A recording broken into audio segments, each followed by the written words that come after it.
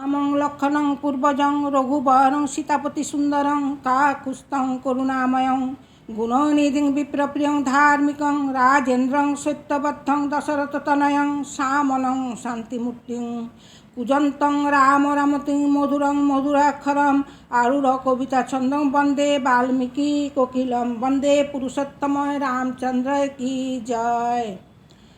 নমস্কার বন্ধুরা, ছবির প্রতিভা চ্যানেলে আপনাদের সুস্বাগত। আজ আমি রামায়ণের 6 অধ্যায় বলতে চলেছি।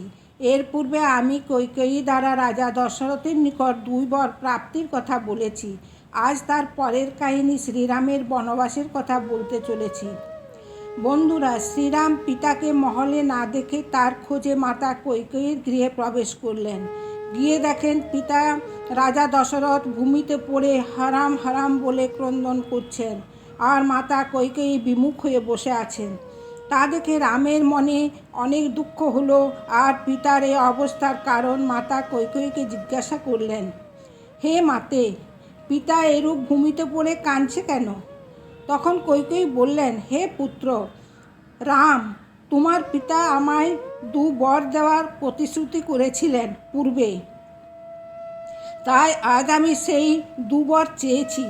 রাজা সত্যবদ্ধ, তাই 1 বরে ভরতকে অযোধ্যার রাজা এবং 2য় বরে তোমায় 14 বছরের জন্য বনবাস দেওয়ার কথা বলায় তোমার পিতার এই অবস্থা। একথা শুনে রামচন্দ্র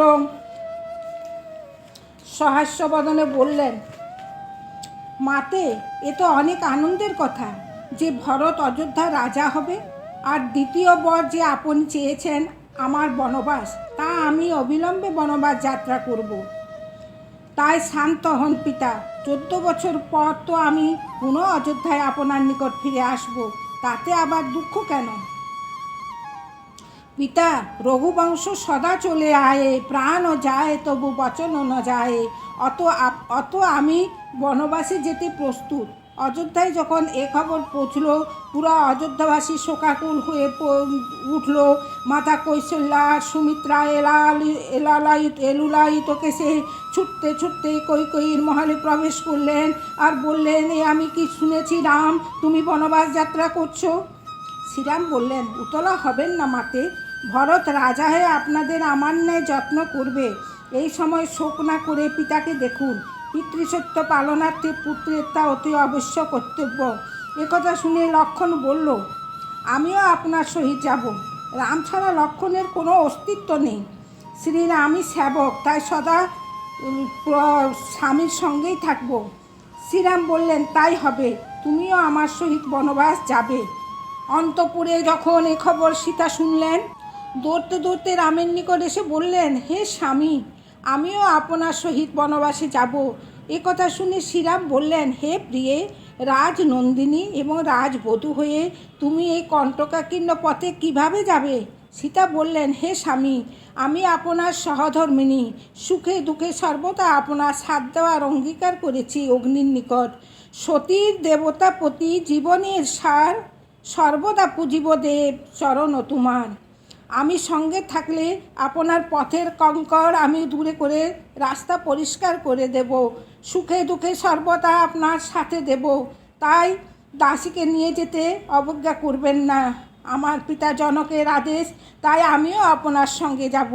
আপনি ছাড়া এ রাজসুখ আমার কণ্টকের নাই, তাই আমায় বাধা দেবেন না। আমি আপনার দাসী, তাই দাসীর সঙ্গে থাকলে সকল দুঃখ কষ্ট অনায়াসে হতে যাবে।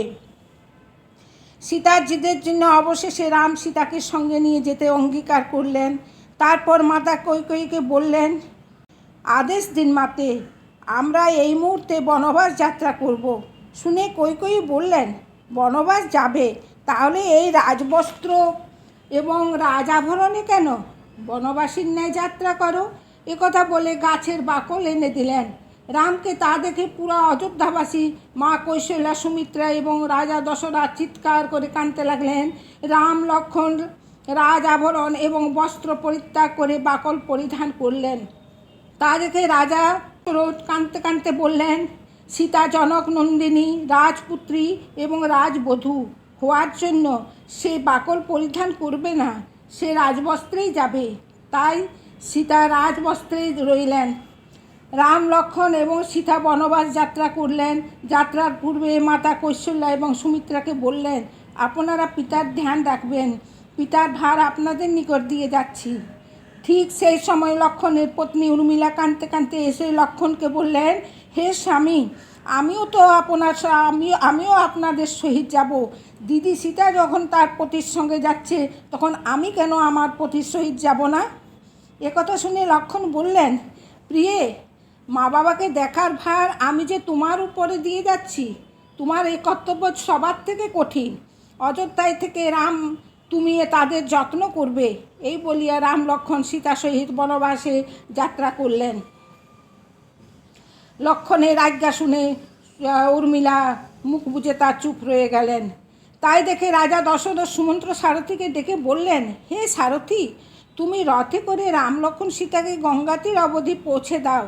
রাজ আজ্ঞায় সুমন্ত্র রথ নিয়ে এলো, আর পিতৃ আজ্ঞায় রাম লক্ষ্মণ সীতা তাতে আরোহণ করে বনবাস গমন করলেন। মাতা পিতা সহ পুরা অযোধ্যাবাসী রথের পেছনে পেছনে কাঁদতে কাঁদতে ছুটতে লাগলো। রাম তাদের সান্ত্বনা দিয়ে বললেন, তোমরা কেঁদো না, ভরত তোমাদের পুত্রের ন্যায় পালন করবেন।